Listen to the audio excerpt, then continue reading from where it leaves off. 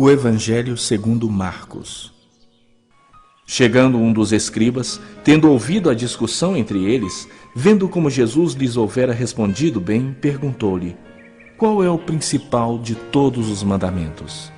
Respondeu Jesus: o principal é: ouve, ó Israel, o Senhor nosso Deus é o único Senhor. Amarás, pois, o Senhor teu Deus de todo o teu coração, de toda a tua alma, de todo o teu entendimento e de toda a tua força. O segundo é: amarás o teu próximo como a ti mesmo. Não há outro mandamento maior do que estes. Disse-lhe o escriba: muito bem, mestre, e com verdade disseste que ele é o único, e não há outro senão ele, e que amar a Deus de todo o coração e de todo o entendimento e de toda a força, e amar ao próximo como a si mesmo, excede a todos os holocaustos e sacrifícios. Vendo Jesus que ele havia respondido sabiamente, declarou-lhe: não estás longe do reino de Deus. E já ninguém mais ousava interrogá-lo. Jesus, ensinando no templo, perguntou: como dizem os escribas que o Cristo é filho de Davi? O próprio Davi falou pelo Espírito Santo: disse o Senhor ao meu Senhor: assenta-te à minha direita, até que eu ponha os teus inimigos debaixo dos teus pés. O mesmo Davi chama-lhe Senhor. Como, pois, é ele seu filho? E a grande multidão o ouvia com prazer. E ao ensinar, dizia ele: guardai-vos dos escribas, que gostam de andar com vestes talares e das saudações nas praças, e das primeiras cadeiras nas sinagogas, e dos primeiros lugares nos banquetes, os quais devoram as casas das viúvas, e para o justificar fazem longas orações. Estes sofrerão juízo muito mais severo. Assentado diante do gasofilácio, observava Jesus como o povo lançava ali o dinheiro. Ora, muitos ricos depositavam grandes quantias. Vindo, porém, uma viúva pobre, depositou 2 pequenas moedas, correspondentes a 1 quadrante. E, chamando os seus discípulos, disse-lhes: em verdade vos digo que esta viúva pobre depositou no gasofilácio mais do que o fizeram todos os ofertantes, porque todos eles ofertaram do que lhes sobrava. Ela, porém, da sua pobreza deu tudo quanto possuía, todo o seu sustento.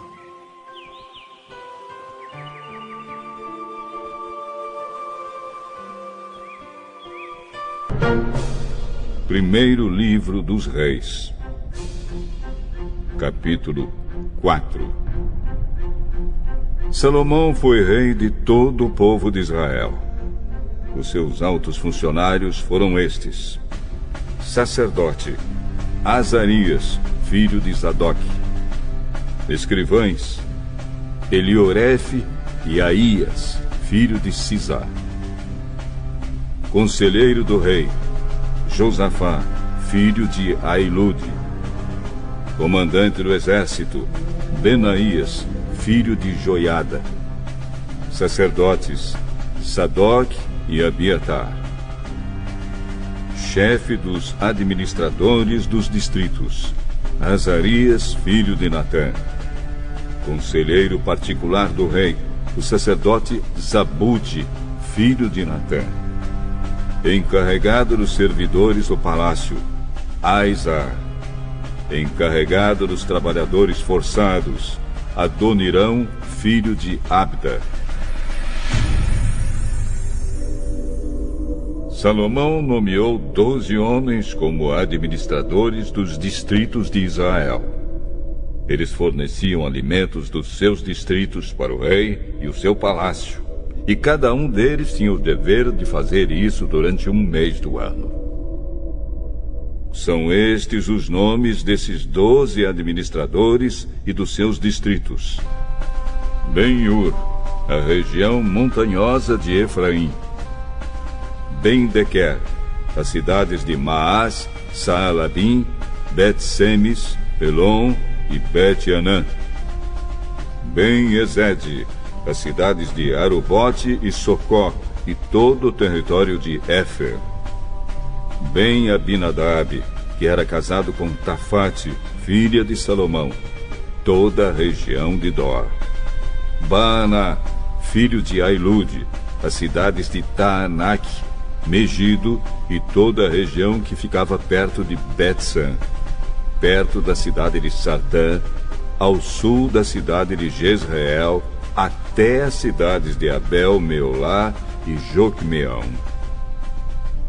Ben-Geber, a cidade de Ramote, na região de Gileade, e os povoados de Gileade que pertenciam ao grupo de famílias de Jair, descendente de Manassés, e a região de Argobe em Bazã, onde havia ao todo 60 cidades grandes, cercadas de muralhas e com barras de bronze nos portões.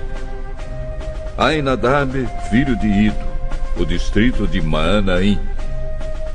Aimaas, que era casado com Bazemate, outra filha de Salomão, o território de Naphtali.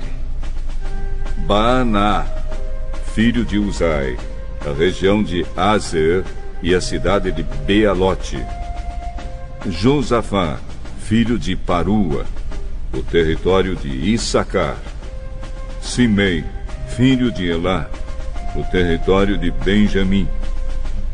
Geber, filho de Uri, a região de Gileade, que havia sido governada por Seom, o rei dos amorreus, e por Og, rei de Bazã.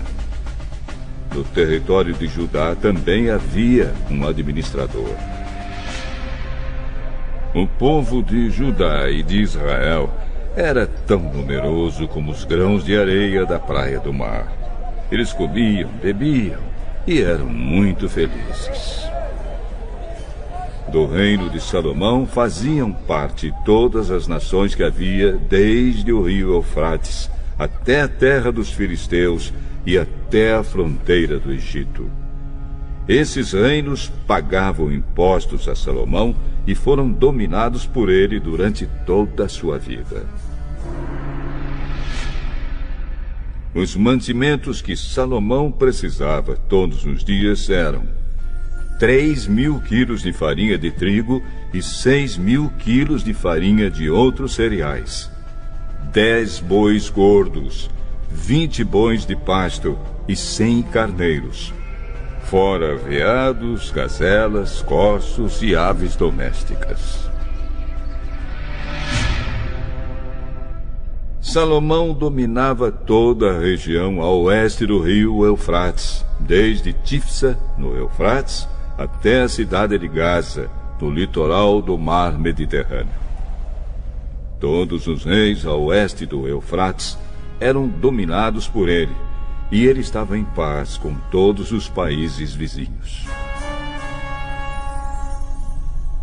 Durante a vida de Salomão, o povo de Judá e de Israel viveu em segurança, e de uma ponta do país à outra, cada família tinha os seus pés de uvas e de figos. Salomão tinha 4.000 baias para os cavalos dos seus carros de guerra e 12.000 cavalos de cavalaria. Os seus 12 administradores regionais, cada um no seu mês, forneciam os alimentos que Salomão precisava para si mesmo e para aqueles que comiam no palácio. Os administradores não deixavam faltar nada. Cada um também fornecia sua parte de cevada e de palha onde eram necessárias, para os cavalos que puxavam os carros de guerra e para os animais de trabalho. Deus deu a Salomão sabedoria, entendimento fora do comum e conhecimentos tão grandes que não podiam ser medidos. Salomão era mais sábio do que qualquer homem do Oriente ou do Egito. Ele era mais sábio do que todos os homens, mais sábio do que Etã, o Ezraíta, e do que Emã, Calcol e Darda, filhos de Maó. E a sua fama se espalhou por todos os países vizinhos. Ele escreveu 3.000 provérbios e compôs mais de 1.000 canções. Falou de árvores e plantas, desde os cedros do Líbano até o esopo, que cresce nos muros. Ele falou também dos animais, dos pássaros, dos animais que se arrastam pelo chão e dos peixes. Reis do mundo inteiro souberam da sabedoria de Salomão e mandaram pessoas para ouvi-lo. Primeiro livro dos Reis, capítulo 5. Hirão, rei de Tiro, sempre havia sido amigo de Davi. Quando soube que Salomão era o rei em lugar do seu pai, enviou embaixadores a ele. Então Salomão mandou a Hirão a seguinte mensagem: Você sabe que Davi, o meu pai, teve muitas guerras contra as nações ao seu redor. Por isso, ele nunca pôde construir um templo dedicado ao Senhor, seu Deus, enquanto este não fez com que ele derrotasse todos os seus inimigos. Mas agora o Senhor me deu paz em todas as fronteiras. Eu não tenho inimigos e não há perigo de ataques. Deus prometeu o seguinte a Davi, o meu pai: O seu filho que eu vou pôr como rei depois de você construirá um templo para mim. Portanto, eu resolvi construir um templo para a adoração do meu Deus, o Senhor. Por isso, mande cortar cedros do Líbano para mim. Os meus operários trabalharão junto com os seus, e eu pagarei aos seus operários o quanto você quiser. Como você sabe, no meio do meu povo não há quem saiba cortar árvores tão bem como a sua gente da cidade de Sidom. Quando recebeu a mensagem de Salomão, o rei Hirão ficou muito contente e disse: Louvado seja hoje o Senhor, que deu a Davi um filho cheio de sabedoria, para ficar no lugar dele como rei daquela grande nação. Depois mandou dizer a Salomão o seguinte: Recebi a sua mensagem e vou atender o seu pedido. Vou providenciar os cedros e os pinheiros. Os meus operários levarão as toras do alto dos montes Líbanos até o mar e farão jangadas com elas. Depois, as levarão beirando o litoral até o lugar que você escolher. Ali, os meus operários desamarrarão as toras e os seus operários tomarão conta delas. E eu gostaria que você fornecesse alimentação para os meus operários. E assim Hirão forneceu a Salomão toda a madeira de cedro e de pinho que ele pediu. E cada ano Salomão forneceu a Hirão 2.000 toneladas de trigo e 400.000 litros de azeite de oliva puro para alimentar os homens dele. O Senhor Deus cumpriu a sua promessa e deu sabedoria a Salomão.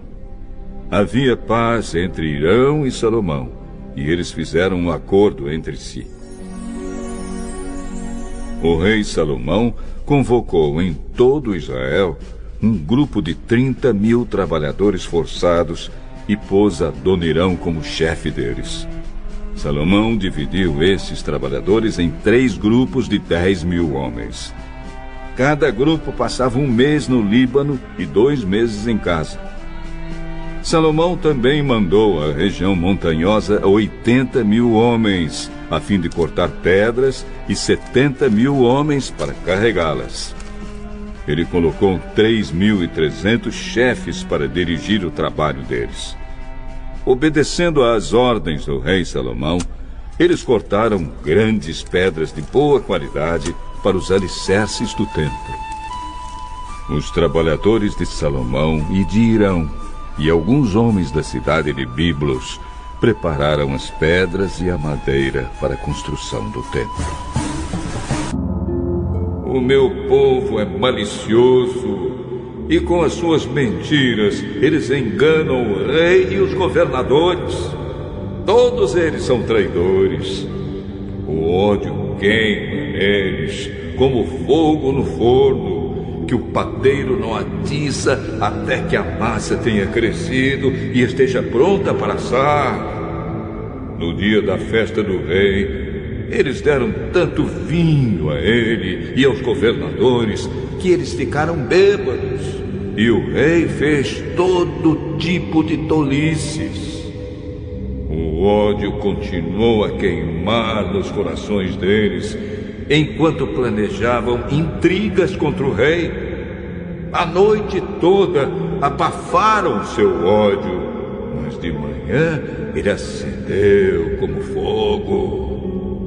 Queimando de raiva, eles mataram seus chefes. Todos os seus reis foram mortos, um depois do outro. Mas não há ninguém que ore a mim.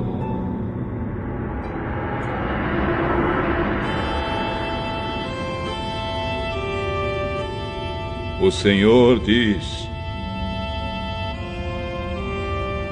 o povo de Israel faz acordos com outros povos e agora parece um pão mal assado.